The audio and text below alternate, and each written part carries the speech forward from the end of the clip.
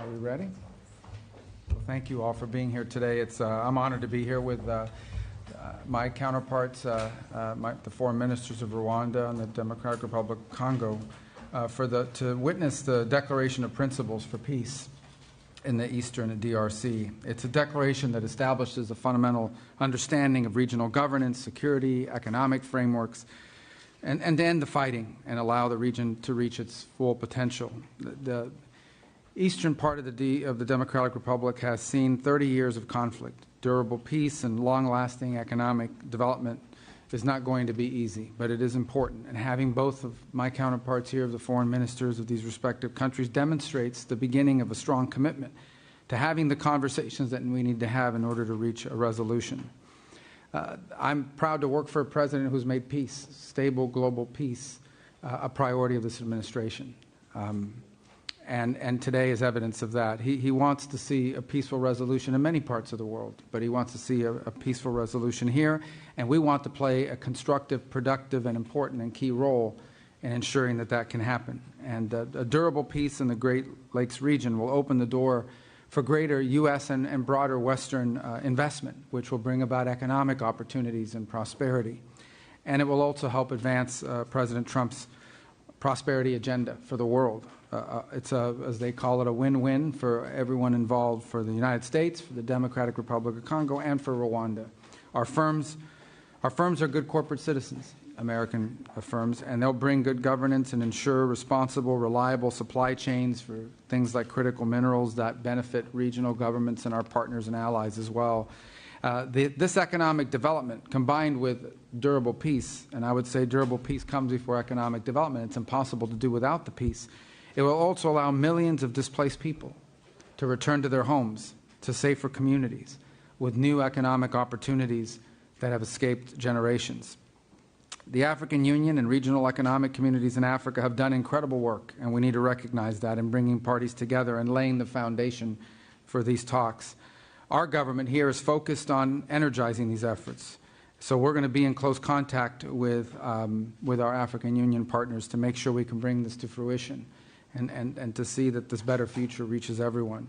I do want to especially thank our senior advisor, Mr. Boulos, and his counterparts in the Democratic Republic of Congo and Rwanda for their vision and for their hard work. Today is a step to building a peaceful, prosperous Great Lakes region, and we look forward to working with everyone involved to achieve this goal. Thank you.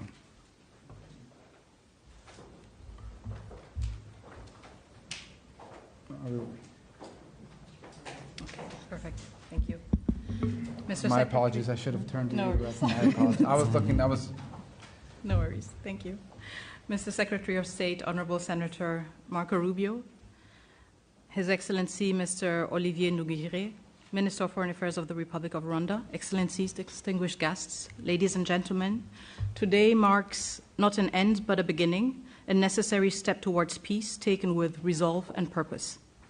This moment carries particular weight for the Democratic Republic of the Congo. In Goma, in Bukavu, and beyond, the reality of displacement, insecurity, and hardship continues. For us, the urgency of this initiative is not theoretical, it is human.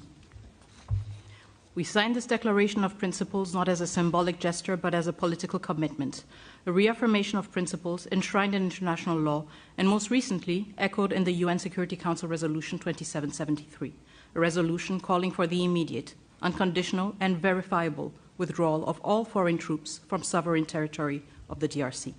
We are clear in the Great Lakes region, peace must come first, followed by the rebuilding of trust, and then, only when conditions are right, the careful reopening of a path to meaningful bilateral cooperation. Too many past efforts have failed because sequencing was ignored and accountability postponed. Peace and development cannot rely only on good intentions. They must be built on responsibility, clear commitments, measurable timelines, and consequences for non-compliance. This is the only way to restore credibility, not just among states, but with the people who are waiting for peace to become real. The signature of today's Declaration of Principles heralds renewed hope. It reflects the U.S. resolve to complement and support regional and international efforts. This initiative brings accountability and draws the hard lessons from past efforts that have failed to materialize. So the good news is there is hope for peace. The real news peace must be earned, and it will require seriousness, transparency, and sincerity. We welcome the leadership of the United States of America, a country that has shown steadfast support, consistent principles, and resolve in multilateral forums, especially within the United Nations Security Council. Mr. Secretary, Senator Rubio, I would like to express our deep gratitude. Dr. Boulos, also, your extensive consultations across the region have brought nuance, depth, and humanity to this process. And your presence today underscores that diplomacy must listen, understand the lived experiences of those most affected, and seek durable solutions. The Democratic Republic of the Congo recognizes and values this engagement of the United States. We are also encouraged by US-backed initiatives that promote secure mineral value chains and inclusive economic growth. These efforts reaffirm that peace and prosperity are inseparable. Each step towards stability is a step towards dignity, jobs, and schools. This is the promise of responsible investment and a principled partnership with the DRC, a country not only emerging from conflict, but also at the core of finding solutions to global challenges. To our countrymen and women in the Democratic Republic of the Congo, especially in the East, we know you are watching this moment with concern, with hope, and yes, with doubt. And you are right to do so. You have every reason to expect more than promises. You are entitled to actions that measure up to the suffering you have endured. We draw strength from your resilience, from your commitment to justice, and from our shared, unwavering belief that our sovereignty and our territory are not negotiable. We are a nation that honors its responsibilities, and we understand that history, geography, and yes, maybe even fate has given us the neighbors we have. The borders we inherited, as confirmed by the African Union, are permanent and will never change. But beyond these lines lie histories, families, and communities that bind us together.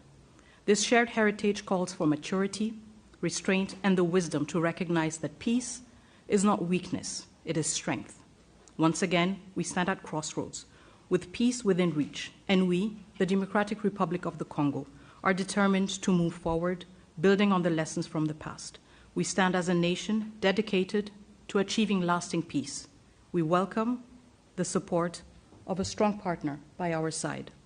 And I voice the solemn hope that all parties will seize this opportunity, just as we, the DRC, have chosen to. Thank you. Thank you, Madam Minister. Mr. Minister. Thank you. Good afternoon. On behalf of President Paul Kagame and the government of Rwanda, I want to start by thanking President Donald Trump for enabling a real change in the conversation on how to resolve the situation in the Eastern Democratic Republic of Congo, leading to the signing of the Declaration of Principles today. I thank Secretary Marco Rubio and the United States government for hosting us, and I commend the positive role played by Senior Advisor Masad Boulos and his team and other officials in the significant progress achieved thus far. Today, we are talking about the real issues, the root causes that must be addressed to achieve a lasting peace in our region. Those include, first and foremost, security, as well as the return of refugees. In addition, and very importantly, we are discussing how to build new regional economic value chains that link our countries, including with American private sector investment.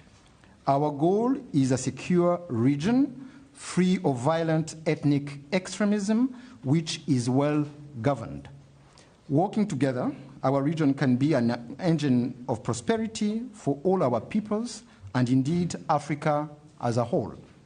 The Declaration of Principles opens the door to a definitive peace agreement, giving fresh impetus to ongoing efforts of the Africa-led process under the East African Community and Southern African Development Community, as well as the Doha track, facilitated by the State of Qatar, where we have seen important breakthroughs in recent days.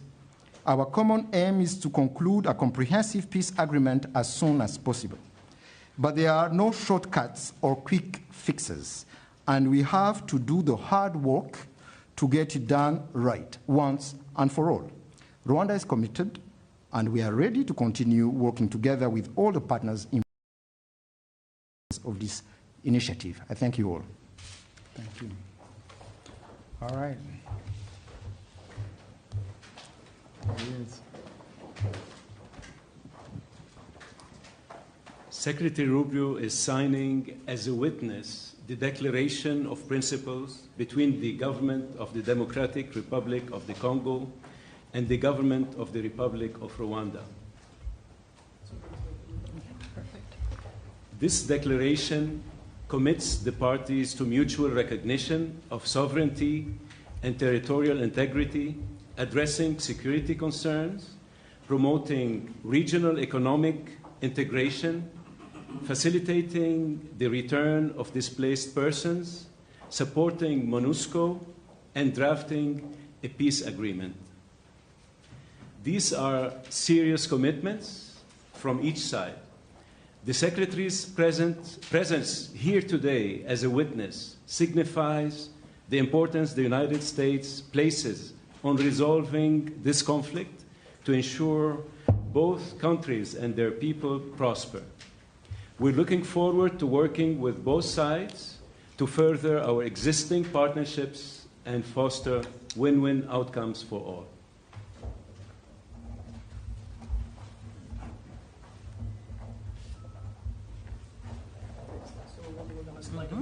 Perfect. Thank you.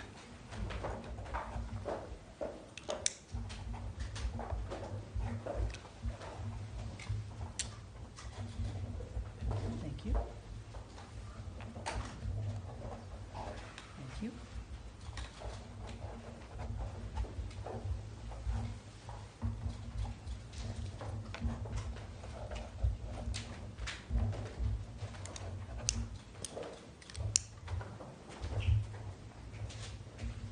Make sure you keep your pen. Good souvenir.